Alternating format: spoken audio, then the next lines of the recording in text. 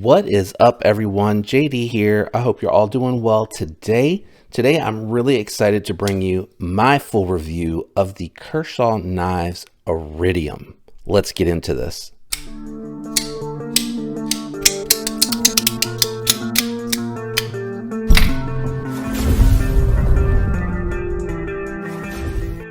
What we'll be doing today is going through the specs for the knife. We'll do some size comparisons to give you a reference point for this knife, and then I'll jump into my thoughts and impressions. So the Kershaw Iridium has a 3.4-inch D2 steel blade with a 4.5-inch aluminum handle, coming in just under 8 inches at 7.9 inches. Claimed weight on the Iridium is 3.3 ounces. This is a very light weight with really good weight to, 3.3 ounces with what I was going to say is weight to blade length ratios are really spot on with this one. Let's do some quick size comparisons. We'll start with a couple of budget knives.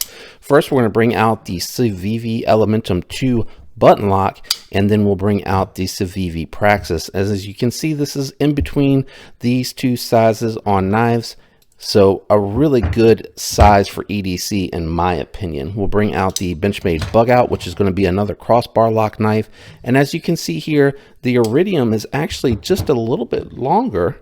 And then we have the SIG K320 made by Hogue. You can see this is just a touch longer because of the blade from the pivot. I think the pivots are lined up. Yeah.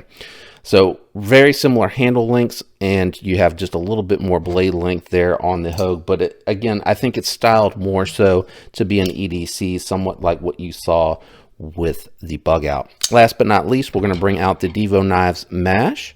And as you can see, the Iridium is just a little bit bigger. Same style knife though, EDC friendly, slender profile, going to be contoured, feeling really good in hand. And then we're going to bring out the Vero Engineering Impulse. As you can see, the Impulse overall just a larger knife than the Iridium.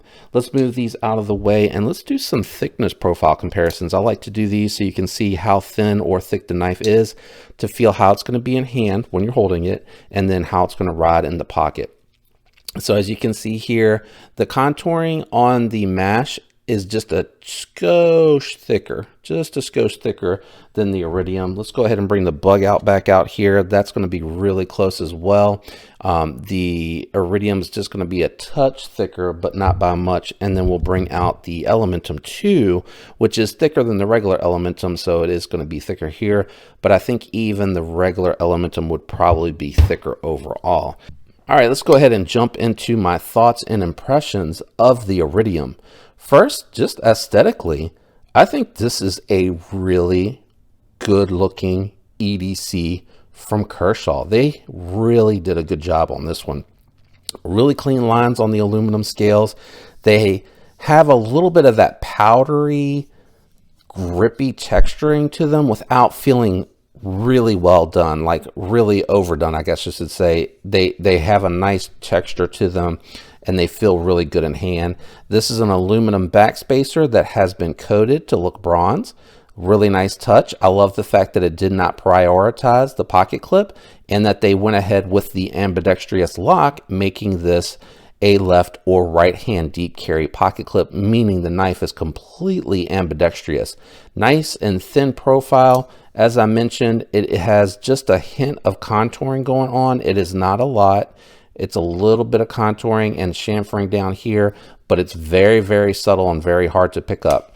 Lock bar access is really good. You can get to those very easily, and they're grippy, meaning when you go to grab them, they feel nice. Now, the Omega springs in this one feel very, very light. They kind of feel like the older Benchmade Omega springs, so I do worry about the longevity of those. But if you have a set of Omega springs ready to go, they should fit relatively easy. You might need to get the ones that go into the mini Bug Out, or it could be, because you can't see these from here, it could be that these are, yeah, you can't see them because it's fully lined. Let me see. I think I have my flashlight. I don't know what I did with my flashlight that I like to leave out here, but I got a bunch of junk out here right now, so it's probably partially my fault. Wait, is that the lightest setting? It is. That's still really bright. Well, anyway, you can see it does have the full liners going all the way through, which makes sense because you would need the screws to go into that liner. It might be a thin liner, so stay tuned for the disassembly of this, and we'll actually confirm the size of those Omega springs, but they're really well done as far as the access to them. Very easy to manipulate, and I think, yeah, I was going to say, if you give it enough force, you can overcome them, unlike my recent review of the CMB Knives Predator. This has a super, super thin satin belt grind finished D2 blade with a swedge. This thing is super slicey. It came with a fantastic edge from the factory, and it goes through the materials very nice. It is almost a spear point shape. It is a drop point, but it's almost to the point where it's a spear point. I think that's a great looking pocket knife with great handle to blade ratios and great lines. I just really like the way that this looks, but it is a Chinese made knife, and I don't know the heat treat on the D2, but here it is right there, made in China. And you can see the D2 steel is on there. So that is something to keep in mind. I kind of wish, the price on this is really good. We're going to get there in just a second, but I kind of wish it was a 14C28N. I feel like D2 should be on like 40 and under knives now, because you can get D2 and 9CR from Syncut for around $40-45-ish dollars. So I'd really like to see this come with 14C28N, even if it meant a $10 price hike. I would pay it. I honestly would pay it, because this one's coming in at $64.99 from Kershaw, and it feels really well made. Now, I've only been handling it for a little while, so I don't know in the long term how well it's going to be done, but it does feels like it's a phosphor bronze washer knife. And again, I haven't done the disassembly, and I didn't see on the website if it was. It might not be. It could be riding on bearings. If it is listed, I'll make sure and reiterate it here, but I'll try to put all the specs and everything to the knife up as well. But it does feel, it feels more phosphor bond washer, maybe not. I think this might be bearings. It was a little stiff when I initially got it, which made me think it was. But when you see like phosphor bond washer knives, you see how they kind of like have a little bit of resistance when they close, unless it's a Hogue. A Hogue doesn't have that at all. A Hogue operates like this, which is why I'm not sure if it is or it isn't. I think it's a little too smooth to be phosphor bronze washers, but Hogues come so well done from the factory, that's why it throws me off. So we will do the disassembly for this knife, so stay tuned for that. But it's really, really good. $65, D2 steel. It doesn't have the bead blast on it, so long as you clean off any moisture when you're done using the knife, it shouldn't corrode. It's just not highly corrosive resistant, but it does have some corrosion resistance. Feels super comfortable in hand. I mean, this feels really, really nice for a slender knife. You know, I have larger hands and I have plenty of space. Even if I put my finger in the cutout, I still have all 4 fingers on the knife, plenty of space on the blade. It feels nice and comfortable to choke up. I am hanging a little bit in between here behind my index finger with the larger hand, but it's not awful. I just feel a little bit of the contoured section hitting my fingers. But again, because they are contoured really well, no issues whatsoever. This is a great breath of fresh air from Kershaw. I'm so excited to see it. Again, I would pay $75 if this was 14C28N and a crossbar lock. I would even pay $130, which would still be less than the bug out, if they were to make this in 14C28N and in the US. I would probably buy that model before I would buy the Chinese version of this with 14C28N. Having said that, though, for $65 with D2 steel and a crossbar lock, it's not too bad. When you take into consideration, I recently on the channel, or recently, I don't know if when I'll put this video up, I might push this one in line over top of the CMB made knives. I may not, but I got the CMB made knives Predator with 14C28N and micarta with steel liners, crossbar lock, that knife is $70, and it's a Chinese made knife, but it has 14C28N. This one with the D2 and the aluminum, I think the aluminum, being that it's a little bit more of a pricey material to work with, I feel like aluminum feels more substantial, and it feels like it can handle itself a little bit better as far as use and abuse. Of course, it's going to scratch, but aluminum is a very strong material versus having to sandwich steel underneath micarta to support it, right, to give it that strength. So I can understand why this is it's less than the C&B Predator, but the C&B Predator has 14C28N.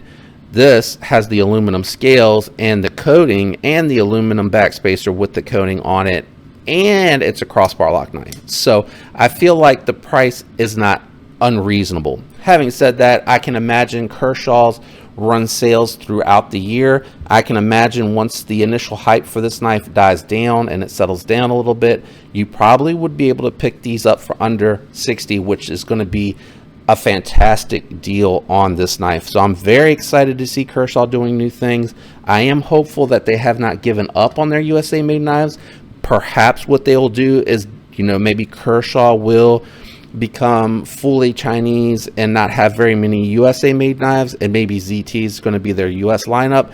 That's fine, long as they can offer a ZT variant of this knife similar to what Civivi does, right?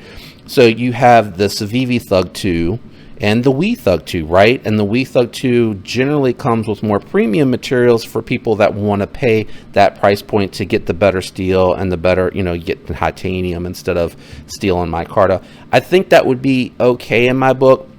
My concern is that, anybody that's looking for a bug out competitor that is USA made, that's affordable, is going to have a harder time doing that. And I feel like if this was USA made, even if it was 14C28N or S30V, and you keep the aluminum, because I like the aluminum way better than the Gravery, even if you were coming in at $150 for that, you're still competing with Spyderco. You're still competing against Benchmade, and I'm okay with that. I think if you're okay with getting D2 and you're okay with getting Gravery scales, they probably can make this crossbar lock under $100 in today's economy. The economy is a big factor in why I say I'm okay with paying a little bit over for S30V or 14C28N with this aluminum scale and aluminum backspacer. But having said that, if you look at what Hogue's doing, they're making Magna cut knives with plastic handles, which they have an aftermarket, right? So there is the potential now to swap those scales out, and they're making those for $130. So I feel like you should be able to make this with the aluminum scales and at least S30V 154 cm or 14C28N for $100 to $120 in the US. I'd love to see that. I think the other big challenge is it's really hard to find good employees to do this type of work and retain them in this economy. So long rant, but the short of it, no alternative recommendations here. I have a sweet spot for Kershaw, and I know this is their Chinese lineup, but it is really well done. It's refreshing to see them coming out with designs that I think are going to be wildly successful, very good looking, and very obtainable by the masses in the EDC for those that cannot necessarily afford the more premium ZT lineup. So I think this is a good step in the right direction for Kershaw, but I do hope that they haven't given up on doing some maybe USA made premium variant of this. And I say premium, but it's just a better blade steel than D2, right? I'm willing to look at this knife with that better steel USA made, but that's not to say that I wouldn't steer you towards this knife if it's within your budget, because it is coming in under $65. So that's a really sweet spot for a good looking EDC that is really thin and slicey and seems to be very well made. Anyway, I hope you enjoyed this video. Shout out and thanks to those that are regularly watching the channel, leaving likes and subscribed. I appreciate each and every one of you. I hope you all have a fantastic week, and until next time, peace.